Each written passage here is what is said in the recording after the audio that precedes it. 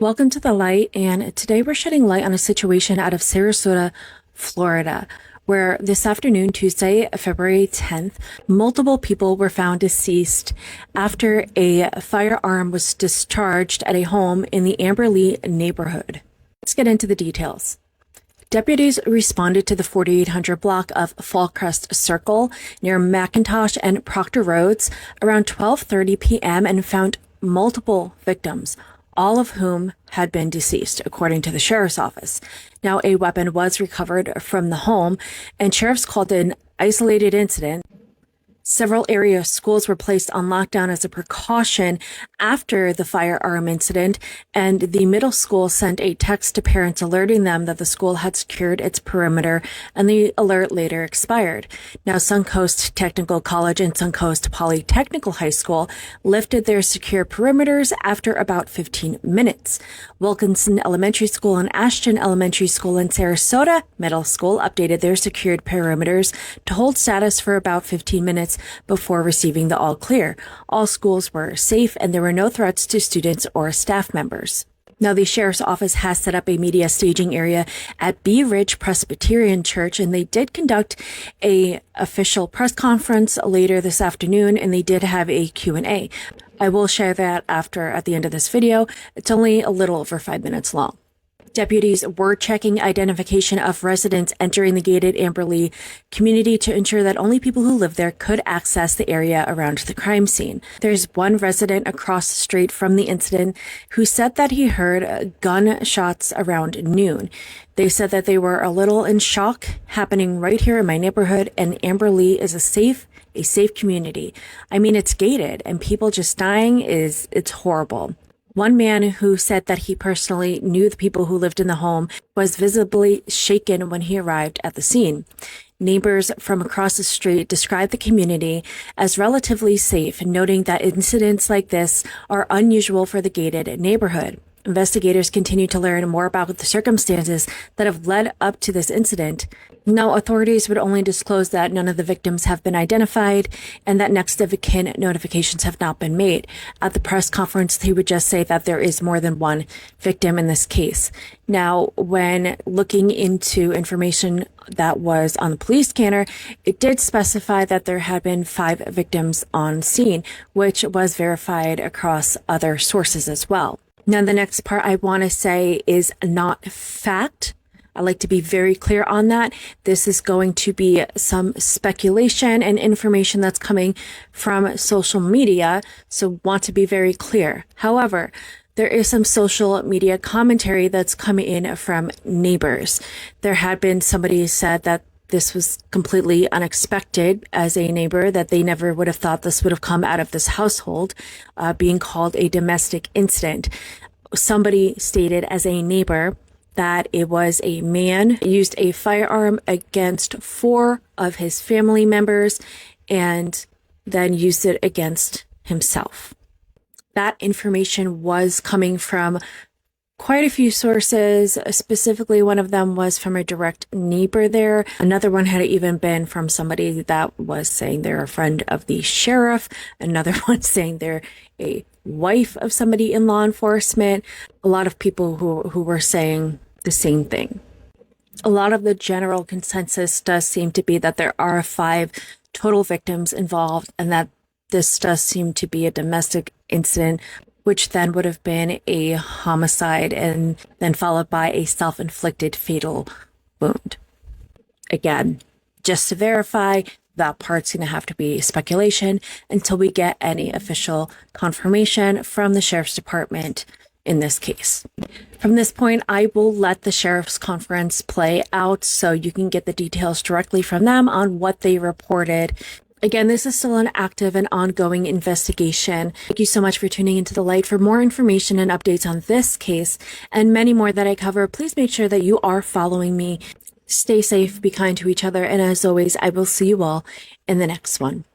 Today, on February 10th, at 12:24, we were dispatched to a shooting call at Amberlea Subdivision in the 4800 block of Fallcrest Circle. The first deputy arrived at 12:29 to that location. It is currently a shooting investigation.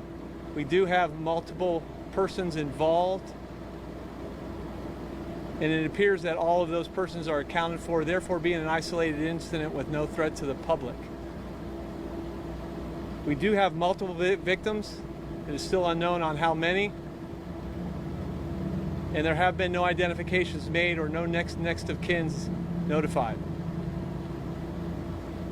We do have multiple resources on scene, to include our unmanned aircraft system that's doing an overhead search of the area, property, our crime scene investigation, forensics, patrol bureau, just to name a few. So it is an ongoing investigation. I provided the information that I have. I'll take a few questions, but if I can't answer those, just be mindful, like I said, that this is an ongoing investigation, still active. When you say there were multiple people involved, are you referring to the suspects? Or are there, like, how many people? Multiple victims. Multiple victims. And what exactly happened? Was it a shooting, a stabbing? Do we know? It was a shooting. And you said multiple victims. Is it more than 5, less than 10? Do you have an idea? More than one. More than one? Yes. Okay. Are there any suspect at this time? Do you have a suspect at this time? We do not have any suspects at this time. Like I said, there have been no identifications, and therefore no next of kins notified. So we do have multiple victims in the house, and our crime scene forensics team is in there now doing the preliminary investigations. Are there any survivors? None that we are aware of. You talk about limited to the home, The scene is limited to the home, yes. and then why don't we know the full number of victims?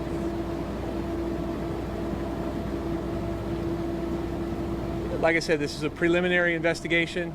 I think they've cleared the house. Like I said, they're unable to make any identifications at this point, so I will provide that information when I have it to you. I'm not trying to withhold any information, but I don't want to give information that may be incorrect. Are all of the victims adults?